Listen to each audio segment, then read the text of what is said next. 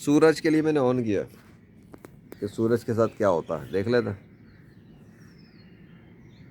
क्योंकि मौसम इतना ठंडा था था इसलिए कह रहा हूँ क्योंकि मुझे लग रहा है कि कुछ तब्दीली हो रही है।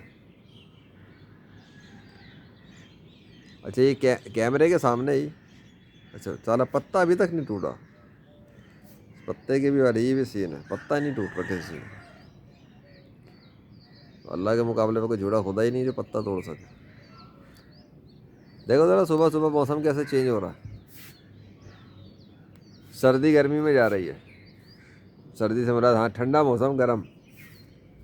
ओए होए ओए होए, कैसे सब कुछ तब्दील हो जाता है ना। ये मेरे सामने दिखा दिया है, बाकी कुछ देर बाद देख लूँगा। ऑन कैमरा सीन शुरू हुआ है ना। चलो फिलहाल काफ़ी है। पानी बहरहाल आ गया, सुबह सवेरे ही आ गया पानी। पता नहीं किस टाइम आया, ये भी मुझे नहीं पता। अल्लाह अकबर।